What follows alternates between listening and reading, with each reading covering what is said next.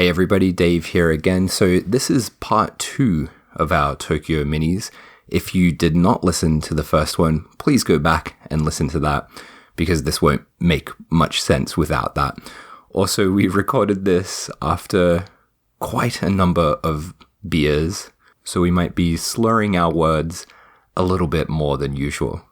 Enjoy. Oh boy. Dave. Are you recording? I'm recording. Just tell them what's happened. We thought that the episode had finished. We thought it did. It went on for a lot longer. Yeah. So So wait, the film finished. Is that the microphone? yeah. That's where it comes in when you're recording a video. No, I'm doing an audio recording. Oh, you're doing an audio? Okay. Yeah, because why would I take a video? True. I didn't know you could just do an audio on your phone. Dictaphone. I'm unaware of these things. Jesus. Yeah, the quality's dropping because we're not on my lovely mic anymore. We're on your lovely phone now. Because we've been out drinking with Hisayasu Sato. for the last Fucking how many hours? I don't know. Many. Many hours. And not only him, but we had an actor from Muscle join. We had producers that I do not remember the names of. the script writer of his new film. Yeah. I kind of feel like we kind of gate crashed their Well, in I felt like that at first, and I felt kind of a little self-conscious.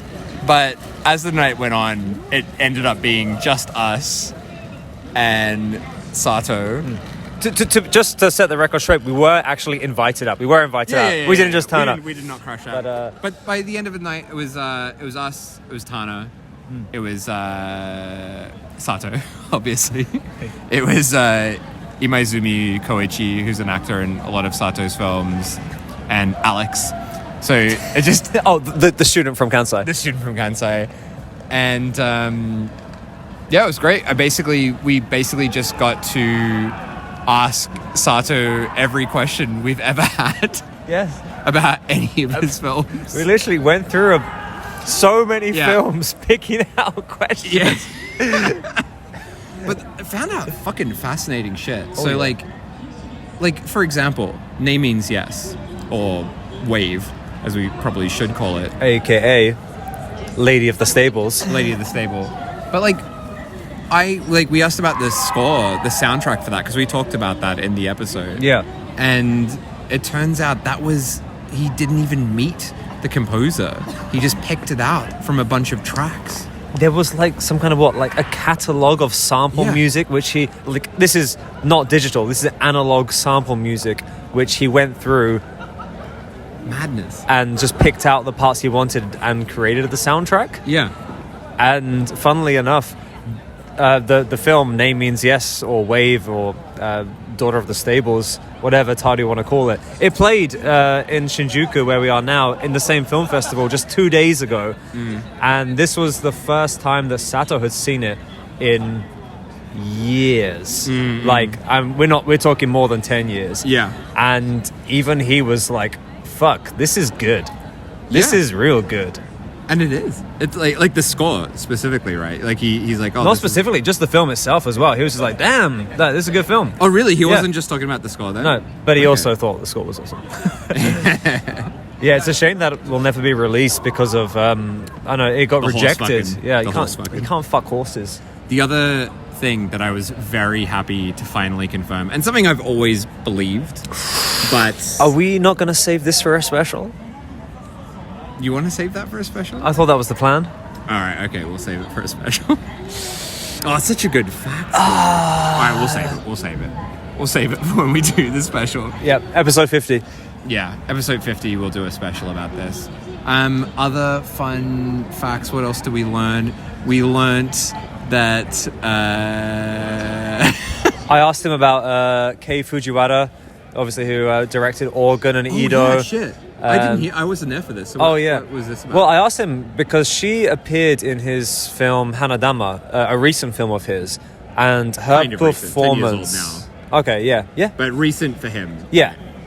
But her performance is absolutely incredible, and I was like, how did this come around? Like, what's your connection? How did you come to know Kei Fujiwara?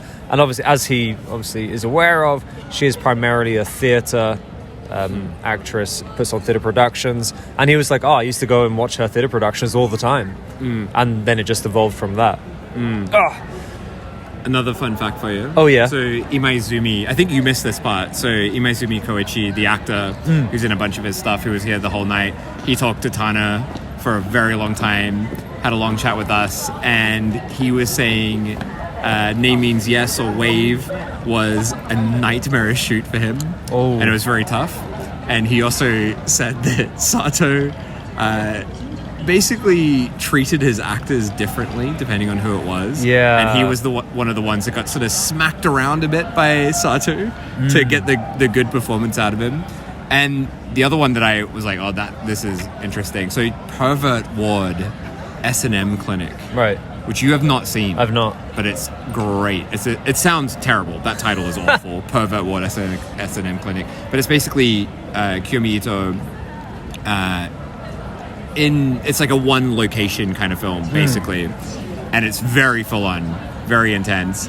And apparently that was really, really hard for her to film. Right. So Imaizumi was saying she was like crying on the set the whole time.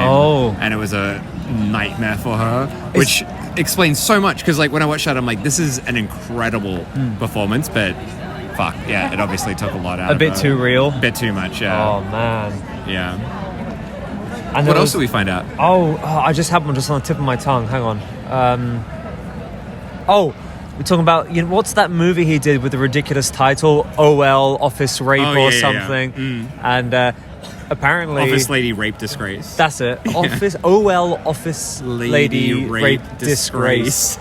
Apparently, that title was decided halfway through filming. Because there's no office lady in the film, from which memory. Makes perfect sense, because that's the first thing everyone has to say about this movie. They're like, it's a good movie, but there's no office lady. And purely because it was the production company decided the title during filming, as whatever, a titular title to get more customers into the Pink cinemas. Sure. And he was really pissed off about it. Understandably. Yeah, well, there's no fucking office lady. Yeah. It's just a baffling title. It's like having you're like filming Cat Sick Blues and call it Hamster Dance. The movie. There were so many things tonight that I can't even really put into words on the podcast, because it was more just like talking about the reasons he made films and his feelings about the world. And they're things that are like, I have to like spend some time unpacking. And I can't just say drunk on the podcast as a moosh boost. But what a great fucking night. Like, a few times I turned to Tana, I'm like, this is one of the best nights of my life. I mean, it has been a once-in-a-lifetime opportunity. Yeah. Really, because as we said earlier, his debut film that we saw, he said that's probably the last time you're going to be able to see that in 16mm. Yeah, so, distorted sense of touch is the last time it'll play in 16mm, probably. And it's not going to be released. I guess he'll still screen it in the remastered form, maybe. But it sounds like it's not a film that we're going to see released ever because of the copyright issues. And if it does come out, it's going to be very different to the version we saw, I guess, because they will have to change that. They would have to change a few song choices. Yeah, and I mean, that song at the end is it's massive. Like, when that kicks in, it's a big thing. It is. And he said himself he doesn't want to change it. Understandably. So he would much rather it just never be released than to change it, which is, But like, we've already talked about that film, but like having even more time to reflect on it, and after we recorded our bit, Tana and I went back to the hotel, and both of us were just like, it was fucking incredible. It was incredible. Talking to Imaizumi, he was like, this was Sato's first film. He didn't know whether he'd make another film, so he put everything into that first film, and I think that's why it stands out. Right. I don't necessarily think it's his best film. Actually, I definitely don't think that, but I think it's like a mind-blowingly great early film. And yeah, I think just because he went all out, because he's like, well, this could be my last chance. Incredible stuff. Knockout stuff. If only there was a way for everyone to see it. Well, there's not. So far. I'm sorry, I wish there was, but who knows? All we can hope for is that they overcome their copyright issues. Yeah, I hope so. Oh man, but it saddens me that it's not getting a release, because when I learned that there was the digital remaster, that was kind of like a glimpse of hope. Both of us were like, oh, it's coming out. Yeah. It's definitely coming out, but no, sounds like it's not. Did we say why? The copyright. Yeah, but did we say so he made that remaster because a company was scheduled to put it out. Yeah. But then when Sid Vicious and Frank Sinatra changed their music labels, or the parent company in Japan who looks after their music and does the copyright stuff, they were the ones who basically refused the film, where it had previously been approved before that, which is why he remastered it. So it was set to be released. Yeah. And then in between negotiations, the parent company changed, and then the new company were like, no, we're not going to release it. You can't have the music. Which is fucked. Can you imagine going through all that effort to remaster your debut film? Yeah. Only to have the negotiation change halfway through, and then they say no. That really sucks. But I mean, I guess at least he's got the remaster and he can do screenings. So that at least gives it it'll keep happening. Yeah, you'll bit keep of doing longevity. Yeah. Oh, that was the other thing that fucking blew my mind, because we asked him when was the last time you watched this. Oh my god. So he hasn't seen this for over 20 years. That's insane. So you mentioned before that he cried after watching it, and you could really understand that. It's been 20 years since he's watched it. That's mad. Fucking crazy. So I feel so lucky that we were able to see it. So fucking lucky. Yeah.